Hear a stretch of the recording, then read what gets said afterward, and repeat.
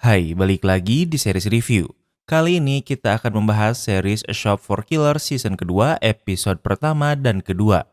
Sebagai pengingat, di akhir season sebelumnya setelah Jian bertahan dari gempuran Babylon, ternyata Jinman masih hidup dan menemuinya. Apa yang akan terjadi di episode kali ini? Tanpa berlama-lama, mari kita bahas. Di awal episode, kita akan berada di kematian Jinman, setidaknya seperti itulah yang kita duga di awal season pertama. Entah bagaimana, namun Jinman berhasil memalsukan kematiannya. Saat Jongmin, teman Jian, memeriksa kamar mandi, Jinman bersembunyi di pintu rahasia di balik mesin cuci. Di tempat lain, kita akan melihat seorang polisi bernama Jinwoo. Ia sedang di dermaga dan ternyata di antara kontainer ada sebuah ruang rahasia.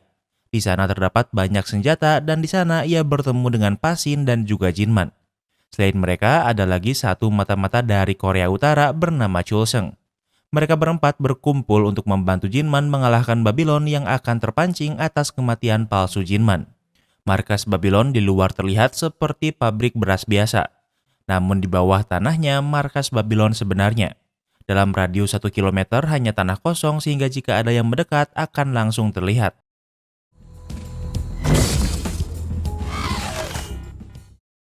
Chulseung mengirim drone kecil untuk mengintai. Namun sesuai dugaan, sistem keamanan bisa langsung mematikan drone-nya dengan mudah. Chulseung sudah mencari informasi tentang operasi markas Babylon. Markas ini sudah seperti benteng dengan pasukan aktif hampir 100 orang yang siap berjaga. Pasin bertanya jika Jinman ingin membunuh Bell, bukannya lebih baik mengincarnya di luar markas. Namun ternyata target Jinman bukanlah Bell melainkan server Babylon. Di server ini menyimpan file rahasia dari banyak misi pembunuhan orang penting. Babylon sudah beroperasi sejak lama, bahkan diam-diam menjual senjata ke Korea Utara. Orang yang memasok senjata di konflik Asia Tenggara dan Timur Tengah juga Babylon. Di server ini terdapat banyak file rahasia yang tidak mungkin Babylon ingin tersebar. Menurut Jinman, server ini adalah satu-satunya kelemahan nyata Babylon. Jika mereka memilikinya, mereka bisa mengancam Babylon untuk benar-benar tidak lagi menyentuh Jinman, Jian, dan yang lainnya. Mereka tidak bisa meretas server begitu saja karena tentunya sebagai kelemahan terbesar server ini akan dijaga ketat. Bahkan untuk memastikan keamanannya, server ini disimpan di bawah air. Rencana Jinman bukan untuk meretasnya, melainkan untuk mengambil server ini seutuhnya. Setiap harinya di jam 3 sore, server akan diangkat untuk maintenance. Ini adalah satu-satunya kesempatan mereka untuk mencuri server, namun mereka hanya punya waktu 20 menit. Karena berada di bawah tanah, tentunya mencuri server ini akan sulit. Cara termudahnya adalah dengan meledakkan atap dengan bom lalu membawanya ke atas. Masalahnya mereka tidak bisa membawa bom ke markas Babylon. Mereka harus membawa bom dari gudang senjata milik Babylon karena di sana pasti ada bom yang cukup kuat untuk menembus tanah dan tembok. Orang yang paling lincah adalah Pasin sehingga misi pengambilan bom ini akan diserahkan pada Pasin. Untuk masuk tentunya mereka butuh akses. Chulseung mendapat nomor salah satu ketua keamanan. Ia ingin meretas ponselnya, namun untuk itu ia butuh pria ini mengklik sebuah link. Pertama dikirim foto seksi, namun ia tak tergoda dan langsung dihapus. Namun Chulseung tak menyerah. Ia mengirim ada informasi kalau ada saham yang akan naik besok. Ia tergoda dan langsung mengkliknya. Kini Chulseung sudah meretas ponselnya dan bisa mencetak kartu pegawainya. Sementara untuk memasuki markas, mereka akan menyamar. Kebanyakan sampah Babylon ditangani sendiri dengan dibakar. Tapi sekali dalam seminggu akan ada perusahaan pengangkut sampah yang akan mengambil sampah. Mereka membeli truk dan membuatnya seolah truk sampah dari perusahaan pengangkut sampah. Walau penyamaran sangat baik, namun mereka masih akan melewati pemindai sinar X. Semua yang di dalam mobil akan terlihat dari sistem. Mereka akan menggunakan lapisan screen mahal agar tidak terpindai saat bersembunyi di tong sampah. Kemudian Jinman dan Pasin akan ke gudang senjata membawa bom. Lalu Pasin akan memasang bom di ruang server sementara Jinman akan membunuh Bell. Mereka mencetak topeng realistis agar terlihat seperti Bell. Topeng ini akan digunakan Jinman saat menyusup. Di saat yang sama, telepon Jinman berbunyi dan yang menelpon adalah Jian. 정진만 씨가 사망하셨습니다. Ini adalah momen di mana Jian baru diberitahu kalau Jinman meninggal di awal season pertama. Dan yang berbicara dengan Jian adalah Jinwoo yang memang polisi. Kemudian Jinwoo menemui Jian di rumah sakit untuk mengidentifikasi mayat Jinman seperti di season pertama. Ini semua adalah bagian dari rencana Jinman. Kembali ke tempat Jinman, Pasin mulai dekat dengan Jian sehingga ia khawatir apa Jian akan baik-baik saja. Pasien ragu apa mereka bisa mempercayai kode merah, namun untuk sekarang tidak ada yang bisa mereka lakukan. Di tempat lain, kita akan melihat Yonghan dan Kim, pimpinan pasukan pertama yang menyerang Jian di awal season pertama. 그러니까 나보고 죽어버린 진만이를 배신하라. Sebelumnya, Kim sudah ditawari Songjo untuk mengkhianati Jinman, namun ia menolaknya. Kini Yonghan yang akan memintanya secara langsung. Kim adalah orang dengan integritas tinggi yang tidak bisa dibeli dengan uang. Namun Yonghan tidak akan hanya membayar Kim. Ia menawarkan posisi sebagai pengelola pusat pelatihan Babylon. Dengan ini, Kim bisa memperbaiki reputasinya yang sudah ternodai. Dan seperti yang kita tahu, Kim menerima tawaran ini walau berakhir mati di tangan Minye. Keesokan harinya, misi akan dilakukan. Mobil pengangkut sampah ke markas Babylon dan dihentikan di pintu depan. Namun ini hanya bagian kecil karena yang paling berat adalah pemeriksaan sebelum pintu masuk. Jinwoo sudah membuat janji sehingga kedatangan mereka tidak dicurigai. Penjagaannya sangat ketat, bahkan menggunakan anjing pelacak namun tidak menemukan apapun. Namun saat pemeriksaan dengan sinar X ada tong sampah yang tidak terlihat isinya. Dan di dalam tabung inilah Pasin dan Chulseng bersembunyi. Tim penjaga tidak malas. Mereka meminta Jinwoo untuk membuka bagian belakang mobil. Jinwoo tidak bisa menolak dan terpaksa harus menurut. Dari luar terlihat kalau ini hanyalah tong sampah biasa. Jinwoo diminta membukanya dan yang terlihat adalah sampah rumah sakit yang sangat bau. Jinwoo berhasil meyakinkan untuk tidak memeriksa tong sisanya. Dengan begitu mereka bisa sampai di tempat pembuangan sampah. Lokasi ini tak diawasi sehingga Chulseng dan Pasin bisa menyelinap. Di saat yang sama mereka melihat tim kedua yang di season pertama juga ikut menyerang Jian sambil membawa robot anjing. Jinwoo memberitahu Jinman kalau tim yang dikirim lebih berbahaya dan Minye tidak akan bisa melawannya sendirian. Jinman merubah rencananya. Ia meminta Jinwoo dan Pasin untuk mundur sementara Chulseng akan tetap di sana. Chulseng sang mata-mata menyelinap dan ia di sini untuk melumpuhkan kamera pengawas. Ia pergi ke lubang ventilasi untuk sampai ke lokasi yang diperlukan. Sementara Jinwoo dan Pasin sudah menemui Jinman. Jinman mengirim Pasin untuk membantu Minye melindungi Jian. Dan itulah kenapa di akhir season pertama Pasin tiba-tiba ada di sana. Sementara Jinwoo akan tetap mengawasi dengan sistem walau dari luar markas dengan bantuan Chulseng. Kemudian Jinman ke markas sambil memakai topeng bel. Chulseng sudah terhubung dengan kamera pengawas dan bisa meretas kamera pengawas agar tidak menunjukkan Jinman. Saat di pintu masuk, tentunya Jinman dihentikan. Walau ia menggunakan topeng bel, namun ia masih dimintai kartu identitas. Saat petugas memindai kartunya, Chulseng meretas agar muncul akun Bel sehingga Jinman tidak dicurigai. Namun petugas lain menemukan kejanggalan. Bel masuk sekarang tapi tidak ada riwayat keluar sebelumnya. Petugas akan menelepon lapangan untuk memeriksa, namun Chulseng berpikir cepat dengan memutuskan koneksi telepon. Kemudian Chulseng menyambungkannya pada Jinwoo untuk membohongi tim petugas. Karena Bel dikenal tidak ramah sehingga Jinman yang tidak banyak bicara tidak mencurigakan. Namun ada petugas keamanan baru yang taat pada protokol. Ternyata ada protokol baru yang harus menyebutkan kata sandi. Usernya adalah Phoenix dan Jinman harus menyebutkan passwordnya. Dulunya tidak ada sistem seperti ini saat Jinman dan yang lainnya masih anggota Babylon. Chulseng sangat panik mencari apa passwordnya. Sementara petugas mulai curiga karena Jinman hanya diam. 라이플 있지. Namun untungnya Chulseng berhasil menemukannya dan kodenya adalah rifle. Kini Jinman bisa masuk tanpa masalah. Di dalam ada robot anjing yang sering memindai namun dia juga tertipu oleh topeng super realistis Jinman. Jinman langsung pergi ke gudang senjata namun tempat ini dijaga. Ia berkata kalau ia di sini untuk mengembalikan pistol. Saat di dalam, Jinman menyerang dan membius penjaga. Kini Jinman memiliki akses ke dalam gudang senjata Babylon. Tentunya targetnya adalah bom. Namun di saat yang sama ternyata ada gudang senjata juga dijaga robot seperti Joko Prabu Besi. Robot menilai Jinman tidak konsisten dengan tubuh Bel sehingga diwaspadai. Di tempat lain, sekarang adalah waktunya maintenance server dan ingat waktu mereka hanya 20 menit. Kembali ke tempat Jinman. Jinman tidak bisa langsung pergi karena ia harus bertarung melawan dua robot sekaligus. Karena terbuat dari besi tentunya tidak bisa ditembak begitu saja. Jinman berhasil terpojokkan dan pistolnya pun tidak mempan. Jinman berhasil mengalahkan satu robot namun masih ada robot lainnya. Ditembak aja gak mempan apalagi ditusuk pakai pisau. Tak punya pilihan lain, Jinman menembak menggunakan assault rifle dan berhasil mengalahkan robot terakhir. Masalahnya senjata ini terlalu berisik sehingga memancing penjaga di luar untuk memeriksa. Dua penjaga datang dengan waspada namun Jinman sudah mengantisipasinya. Ia menyergap mereka dan berhasil mengalahkannya dengan mudah. Kemudian ia pergi ke lokasi pemasangan bom secepatnya. Namun sekarang pemeriksaan server sudah selesai dan server akan kembali dimasukkan ke dalam air.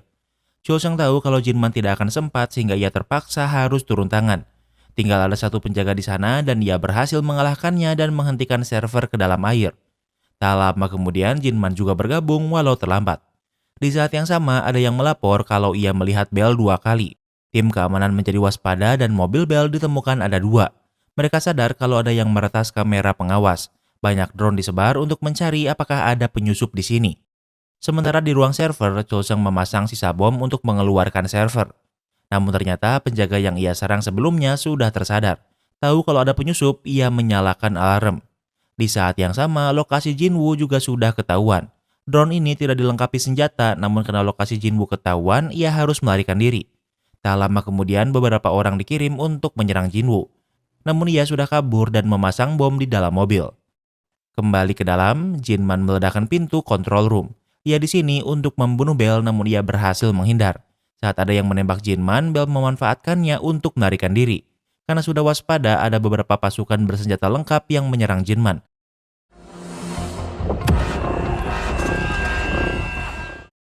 Jinman menggunakan alat yang mengeluarkan suara berfrekuensi tinggi yang menyakiti telinga orang di sekitarnya. Sementara Jinman tentunya terus memburu Bell. Bell tidak kabur begitu saja dan ia ingin bertarung dengan Jinman. Bell berhasil membuat Jinman menjatuhkan pistolnya. Yang diinginkan Bell adalah rematch. Mereka lagi-lagi menggunakan pisau untuk bertarung. Kali ini mereka bertarung di jembatan di dalam silo. Dulu Jinman masih ragu sehingga kalah, namun sekarang ia bertekad untuk membunuh Bell sehingga ia berhasil memojokkannya. Bell tahu kalau ia tak akan menang sehingga ia sengaja menjatuhkan diri. Ini bukan langkah bundir karena ingat markas Babylon dibuat seperti pabrik beras, sehingga Bell jatuh ke tumpukan padi. Di saat yang sama pasukan lain datang sehingga Jinman harus melarikan diri. Namun bom yang dipasang sebelumnya meledak dan menimbulkan lubang ke permukaan. Sementara Jinman pergi ke rooftop, namun tentunya ini malah membuatnya terjebak. Yonghan pikir ia sudah menang karena berhasil memojokkan Jinman. Apalagi ada juga 2 drone di belakangnya. Jinman mengangkat tangan seolah menyerahkan diri. Namun drone itu hancur ditembak karena Jinwoo dan Chulseng datang dengan helikopter. Jinwoo melompat ke bawah helikopter. Namun ternyata mereka sudah membawa server Babylon sehingga mereka bisa melarikan diri sambil mencuri server Babylon sesuai target awal mereka. Setelah misi selesai, Jinman tak punya lagi alasan untuk pura-pura mati. Kemudian ia kembali menemui Jian untuk memberitahu kalau ia masih hidup. Waktu berlalu di malam hari, Yonghan dan Bell tentunya tidak akan tinggal diam. Mereka mengirim pasukan ke rumah Jinman untuk memeriksa. Namun Jinman sudah tahu kalau di sini tidak aman sehingga mengosongkannya. Bell yakin kalau rumah kosong, namun Jinman saat ini ada di sekitar mereka mengawasi dari kejauhan. Yonghan berkata kalau ini hanyalah prosedur yang harus dilakukan. Ternyata dugaan Bell benar. Saat ini di kejauhan, Jinman sedang mengawasi dengan sebuah sniper. Di saat yang sama, jebakan yang dipasang Jinman di rumah aktif dan meledakkan rumah yang membunuh semua orang di dalamnya. Karena ledakan ini, Jinman tidak bisa menembak Bell. Setelah Bell masuk ke mobil, kesempatannya hilang karena kaca mobil anti peluru sehingga Jinman harus mundur. Tentunya ada banyak yang Jinman harus jelaskan pada Jian. Kenyataan ini tentunya gila dan sulit diterima Jian begitu saja. Jinman menjelaskan suka tidak suka, namun sekarang Jian adalah bagian dari masalah ini. Di dunia Jinman, pilihannya antara membunuh atau dibunuh. Namun bagi Jian ini bukanlah alasan. Karena walau Jinman tak lagi menjalankan misi, namun dia masih berjualan senjata yang dimana senjata itu pastinya digunakan untuk membunuh orang lain. Jian mengingatkan kalau sebelumnya Jinman memberinya pilihan apa ia ingin mundur atau tidak. Jinman mengingatkan kalau tempat yang paling aman bagi Jian sekarang adalah di dekatnya. Namun Jian tidak peduli dan ia akan menggunakan identitas palsu yang Jinman tawarkan sebelumnya. Jinman tidak bisa memaksa, namun Jian harus bertahan hidup sendiri dengan identitas baru bernama Arin. Jian bisa pergi sekarang juga dan Jinman tidak akan menghentikannya. Sebelum pergi, Brother memberi Jian sebuah ponsel dan jika ada sesuatu, ia bisa menghubunginya. Brother juga memberi sebuah USB dan satu tas penuh benda-benda yang mungkin Jian butuhkan di tempat barunya. Jian berkata jika ada orang Jinman yang mengikuti atau memasang kamera pengawas, maka Brother akan ia bunuh. Ancaman ini berlebihan, namun Jian serius. Maju setahun kemudian, Jian hidup dengan identitas Arin di sebuah pulau terpencil walau masih di Korea. Di sini ia tinggal sendirian. Walau sudah setahun berlalu, namun Jian tidak bisa hidup normal begitu saja. Ingat, akibat penyerangan di season pertama, Jian sudah resmi menjadi pembunuh. 아따 우리 지안이 또 들리면서 안 들리는 척 쌩까는 거 봐라. Orang yang ia bunuh adalah Songjo. Sampai sekarang Jian masih sering melihat hantu Songjo. Jian tidak pernah berlatih membunuh sehingga kejadian ini memberinya PTSD. Semua ini hanya mimpi, namun Jian bermimpi buruk hampir setiap malam.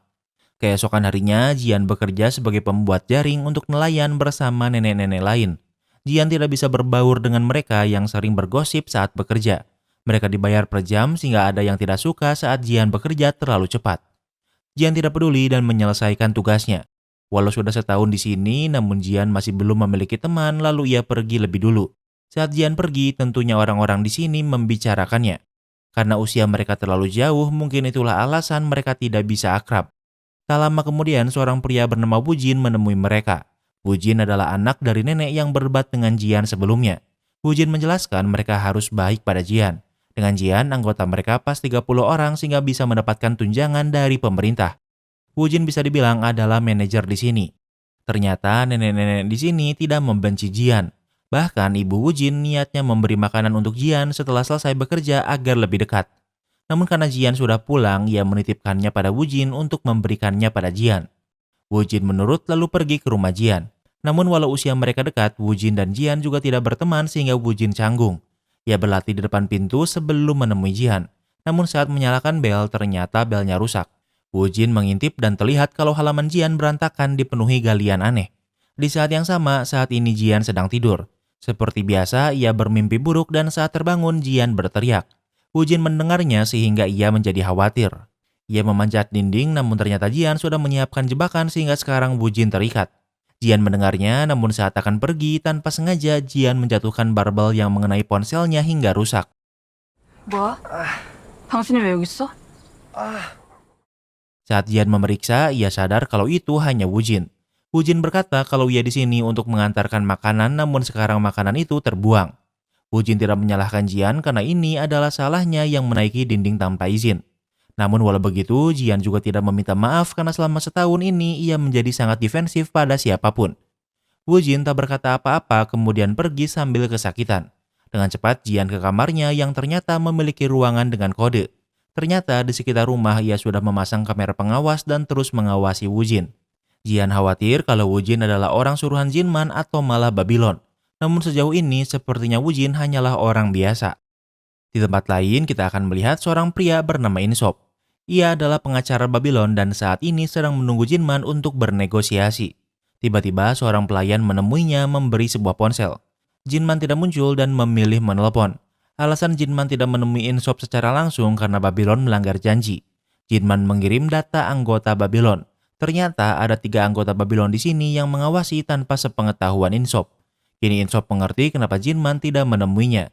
Ia pikir pertemuan ini batal sehingga ia dan asistennya akan pergi. Saat di parkiran, Insop berubah pikiran. Ia meminta asistennya untuk kembali ke kantor dengan naik bis. Ternyata alasan Insop melakukannya karena saat ini Jinman sedang di dalam mobil Insop. Agar pembicaraan mereka aman, Jinman meminta mereka pergi ke tempat pencucian mobil. Insop berkata kalau ia tidak tahu ada anggota Babylon yang menunggu di kafe. Insop bertanya apa yang Jinman inginkan. Jinman menjelaskan kalau ia hanya ingin Babylon tidak lagi mengincarnya, Jian dan orang di dekat mereka. Selama Babylon setuju, maka Jinman akan memastikan kalau isi server Babylon tidak akan tersebar. Jinman bahkan akan mengembalikan server setelah yakin Babylon tidak akan berkhianat. Insop menjawab kalau permintaan Jinman sederhana namun tidak mudah. Jinman berkata kalau ia akan bergerak lebih awal. Ia akan menonaktifkan Mother Help tanpa batas waktu. Jinman sudah tahu semua informasi tentang keluarga Insop. Jika Insop macam-macam, maka keluarganya bisa dalam bahaya. Di tempat lain, sebuah helikopter datang ke markas Babylon. Yang datang adalah seorang wanita bernama Jin. Di saat yang sama, Yonghan melihat ada anggotanya yang bertengkar di depan ruangannya. Saat diperiksa, ternyata di sana ada Jin. Jin adalah kepala Babylon wilayah Asia Timur. Walau tidak tinggal di Korea, namun sebenarnya Jin adalah orang Korea. Sementara di pelabuhan, kita akan melihat petugas imigrasi yang mengawasi pekerja imigran. Di antaranya ada orang Indo bernama Hadi Surya dan Ria Prakoso. Pimpinan pekerja berkata kalau pekerjaan mereka akan selesai dalam 5 jam. Ini hanyalah kedok. Di antara mereka ada seorang pria bernama Jun dan ia adalah bagian dari Babylon. Di saat yang lain bekerja, Jun pergi ke tempat sepi dan menggunakan motor yang sudah disediakan. Kembali ke tempat Yonghan. Alasan Jin ke sini adalah untuk mengambil alih Babylon Korea. Yonghan berkata ia bersedia turun dari jabatannya, namun sebelum itu ia ingin menyelesaikan masalah Jinman dengan caranya. I have already given you more than a year to wrap this mess up. Jin menolaknya karena Yonghan sudah diberi waktu 1 tahun namun tidak menghasilkan apa-apa. Selama itu juga Babylon Korea tidak berfungsi dengan baik, karena Korea juga berada di Asia Timur membuat penghasilan Babylon menurun setengah. Rumor tentang Jinman seorang diri yang bisa memporak-porandakan Babylon Korea membuat citra Babylon menurun dan jarang disewa lagi. Apalagi Jinman memiliki informasi rahasia yang bisa menghancurkan Babylon jika sampai informasi ini tersebar. Babylon Pusat menilai Yonghan tidak becus dan sekarang Jin diutus untuk memperbaiki masalah ini. Yonghan disodori surat pengunduran dirinya. Di saat yang sama di luar terdengar ada keributan. Ternyata itu adalah Bell yang menyerang anak buah Jin. Jin tahu siapa Bell. Ia berkata kalau ia di sini untuk menangkap Jinman. Waktu berlalu, Yonghan sudah pulang ke apartemennya. Ia sudah di parkiran dan melihat mobil yang datang. Ia menjadi parnoan karena berpikir kalau Babylon akan membunuhnya karena terlalu banyak tahu. Saat di dalam lift ada orang berhelm yang datang. Yonghan tahu kalau orang ini adalah orang suruhan Jin. Yonghan melawan dengan pistol namun ia bukan tandingan Jun yang lebih lincah dan kuat darinya. Walau hanya menggunakan pisau namun Jun bisa membunuh Yonghan sesuai tugasnya. Kemudian Jun kembali ke dermaga tepat waktu 5 jam seperti waktu yang diberi orang imigrasi. Setelah perahu keluar dari Korea, Jun menelepon Jin memberitahu kalau Yonghan sudah dibunuh. Kini Babylon punya Jin dan Jun untuk memburu Jinman. Keesokan harinya di tempat Jian baru sadar kalau ponselnya rusak. Karena ia berada di pulau terpencil untuk membeli ponsel baru, ia harus menaiki feri pergi ke mainland. Sebelum pergi, Wu Jin menemuinya. Wu Jin tahu kalau ini adalah pertama kalinya Jian ke mainland setelah tinggal di sini sekitar setahun. Wu Jin memberitahu kalau feri ke mainland sering pergi dan datang sesukanya. Bahkan jika cuaca buruk sedikit saja, feri bisa tidak jadi berlayar. Jika itu terjadi, Jian bisa menghubungi Wu Jin untuk menjemputnya dengan perahu. Walau ponsel Jian rusak, namun ponsel telepon Wu Jin mudah diingat. Waktu berlalu, Jian sudah berada di mainland. Ia langsung membeli ponsel namun ia tak bisa langsung kembali ke rumah. Ia masih memiliki waktu sebelum feri kembali berlayar. Di dalam bis, ia melihat seorang pria yang terus memperhatikannya. Setelah turun dari bis, ia melihat sebuah restoran makanan Thailand. Restoran ini mengingatkannya pada pasien sehingga Jian akan makan siang di sini. Tak lama kemudian, pria yang ia lihat di bis sebelumnya juga datang. Jian yang defensif berpikir kalau pria ini mengikutinya. Walau hujan, ia memutuskan untuk pergi keluar dan ternyata pria ini memang mengikuti Jian.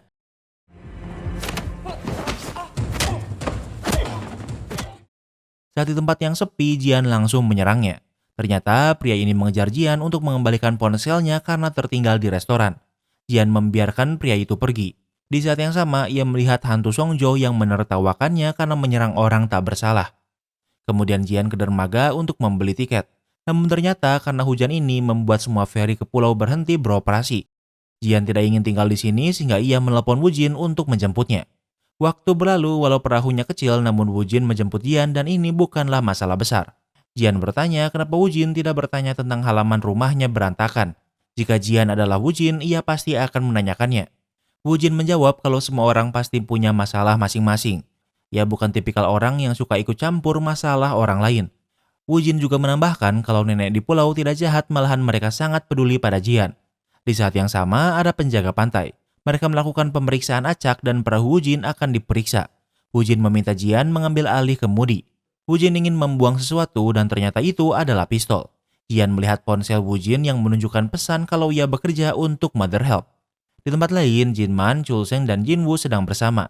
Mereka memiliki masalah dalam mengakses server Babylon.